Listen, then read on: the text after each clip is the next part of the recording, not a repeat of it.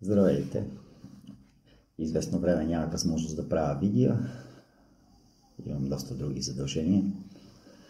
Но събитията си текат и те са доста главозамайващи, бих казал, като една спирала, която все по-бързо се върти и все повече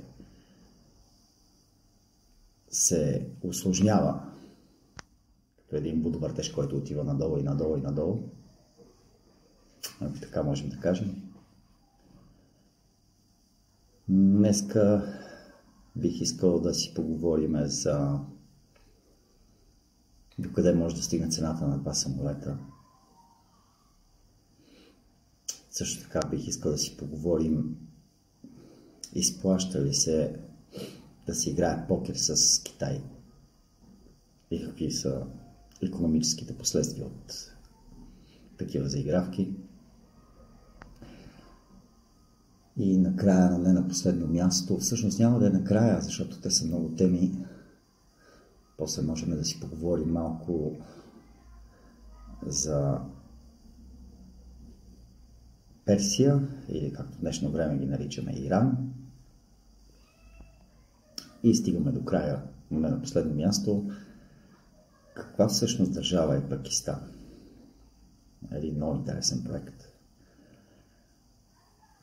Един много интересен проект, който в крайна сметка за малко не стана една огромна беля там. И така.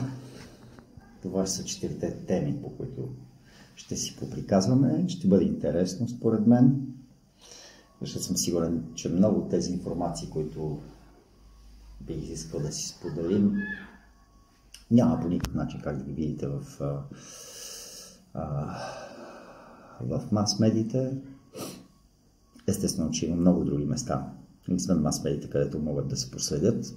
Има много анализатори, аналитици на български, много аналитици, които са работили дълги години в бизнес сферите и в сферите на отбраната в големи държави, които обсъждат ежедневно тези теми, защото намираме се, може би, в най-странните и най-трудните за разбиране времена последните,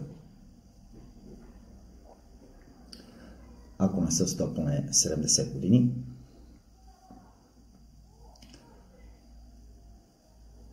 И така, за това ще си говорим. Традиционно аз не обичам да говоря на YouTube. Така че ще се задълбочим в темите на Hero Hero. Ще видим колко време ще отнеме. Аз винаги се опитвам да съм около 1 час в този монолог. Темите са 4. Да не успея да се вкарам вътре. Ще обсъдим това, което съм чел от различните страни и слушал. Ще обсъдим и това, което аз лично си мисля. Общо взето нещата вървят точно там, където отдавна се очаква, че ще отидат.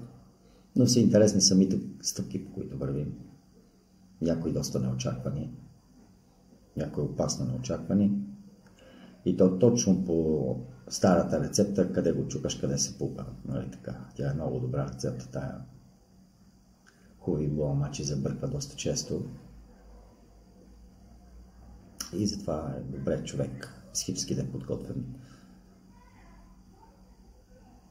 Когато психиката е подготвена, то физиката се справя лесно. След това не е проблем. И така. Зато толкова. Ако са ви интересни темите, чуйте ги на Hero Hero. Какво имам да кажа за тях, какво съм научил, какво си мисля, какво съм анализирал сам за себе си. Ако не, желая приятна вечер и всичко най-добро. До скоро.